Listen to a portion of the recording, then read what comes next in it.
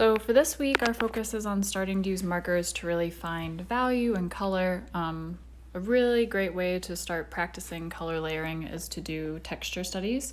So if you have a set of color markers and you want to do a study of more of like a texture or a specific surface in your house, especially for scenic designers who might use these to do paint elevations, this is a really great way to practice your layering and your mixing. So I'm going to do a little study of a wood grain paneling here. It's pretty distressed. I'm using my Prismacolor markers for this one, and I've got that chisel tip, and you'll see that I really like the chisel tip because you can get a variation of line. With the bullet, it's a little bit more controlled, so you don't get as much dancing variation in line work. So I keep using the chisel tip. You'll see me kind of demo how I rotate it back and forth to get different line weights to inherently improve the organic quality of the line. So I'm using this kind of lavendery blue periwinkle color to lay in a bunch of shadows and some textures. Just like when we did it with acrylics, you always want to keep them moving in the same direction as the wood grain. I'm now using kind of this dark mauve purpley color to help bump some of them and warm up those shadows. Some of them are layering over the blue, some of them are going to be on their own. It's going to look kind of party color and crazy until we get a lot of layers on it, but this helps build all the texture underneath. Wood has so many colors in it when you really start looking at it, and one of my favorite uses for markers was when I used it to varnish wood in models. So it's a similar technique to that, but bigger. So you can see I'm focusing my shadows. I'm always keeping it moving the same direction. I'm now going through with a darker burgundy tone, even a purple tone, to just get these shadows really deep, and I'm testing it over on the side for what will happen when we lay yellows over it. So now I've got some dark warm grays that I'm going to go through and help shade a couple areas a little deeper. I don't like to lean too much on just grays and blacks, as you know, but it does help kind of bump those shade areas as we're going to layer them.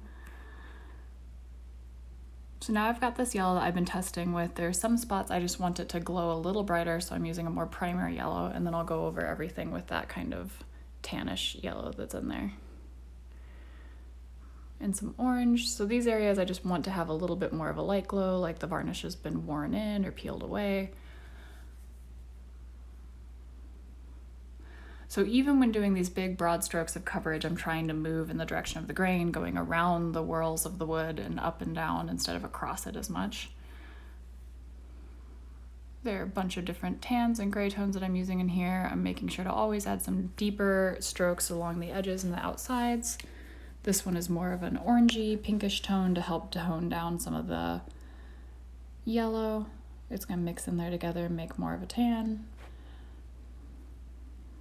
This is where having that chisel tip really comes in handy. So as I'm pulling down, I'm rotating the marker a little bit to create that variable line instead of a strict line, and always just letting it overlap. Some areas are going to get darker from where you went over it multiple times. Some areas are going to stay lighter. That's okay. Helps it look more real. So this is a very warm dark gray that I'm using to bump in all my shadows. So I could stop at any time if this was what I wanted it to look like, but I'd like it to look even a little more worn in, a little more aged. So I'm going to add some richness to the colors. But before I do that, I like to take a colored pencil and add some highlights in worn areas. Preserving whites in markers is something you can draw around or you can be very careful with, but I like to sometimes just tone them with a colored pencil. When the marker goes back over it, it's less likely to fill that area because it's waxy.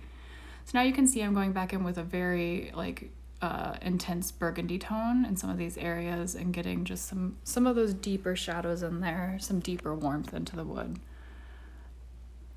The paper has almost reached like saturation, so I've also gotten to where I can mix these a lot easier because they're staying wetter longer. So the more ink I apply to the page, the longer blend time I have.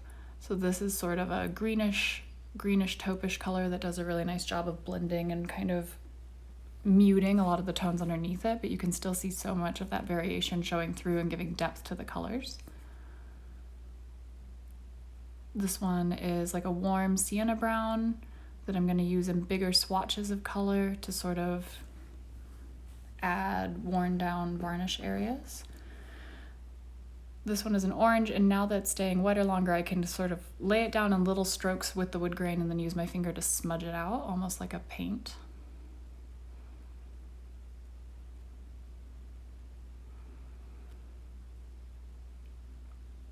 So now that's just going to be a lot more variation in it than we've had before and a little bit more depth.